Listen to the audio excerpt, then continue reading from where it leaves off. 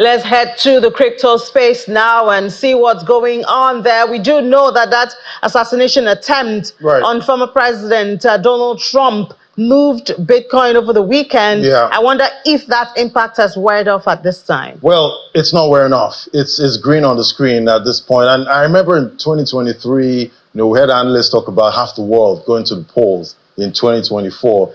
Definitely would expect volatility, in most of these markets. We're already seeing that play out right now with politics in the U.S., but definitely Bitcoin is riding high. Yeah, so Ladi, you weren't here on Friday when we had the crypto conversation. I was complaining to analysts how bored I was getting, but I didn't see this coming. I didn't see there was going to be a big move, over the weekend because of course, a major thing right there. And I guess you're not that bored anymore. No, I'm not. This point. No, boredom is gone. So he's not bored anymore. But yeah, it's green on the screen at this point. Bitcoin, 4.16%, big jump right there. Did get sub 60K for a while.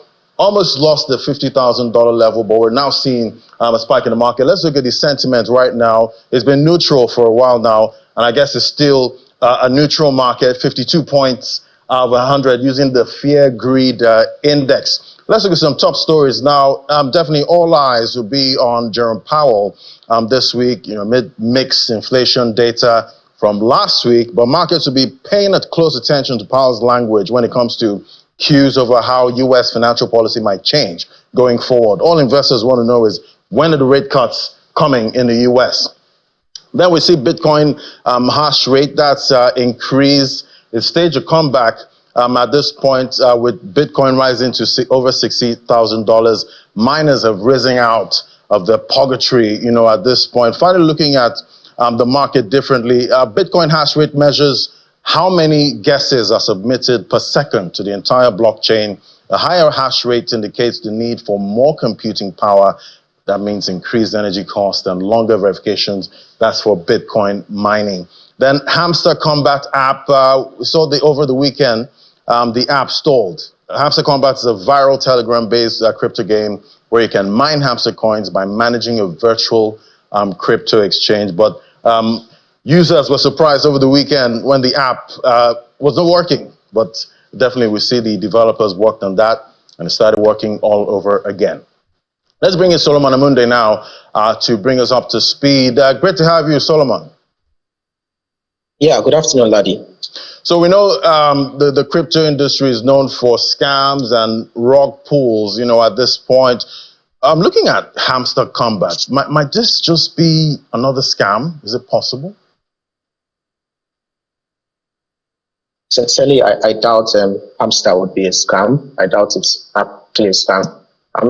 One of the major reasons why I doubt that is because the Telegram CEO has come out himself to share his insights about Hamster, and he has also raised praises on the platform for helping onboard over 200 million users to the Web3 space. And you're talking about just within 90 days, about 3 months, they have onboarded about 239 million users. So for the Telegram CEO to come out and make such comments and remarks about Hamster, I think he has done his due diligence.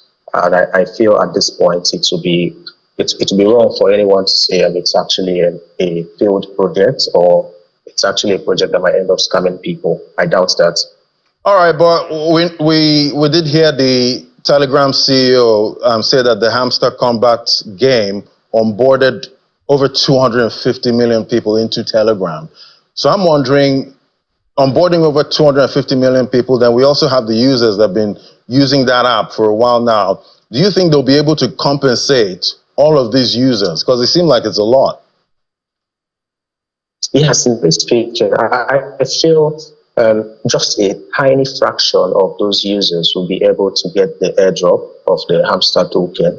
Probably maybe 5% of those users they'll be able to get that. But then again, if you look at the Hamster project, they're making so much money.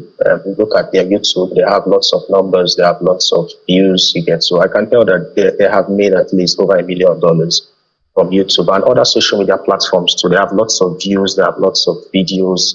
I mean, I would say so far so good. And also the partnerships that have been doing within the past few days, I would say they should have enough money to be able to compensate all the players of the game.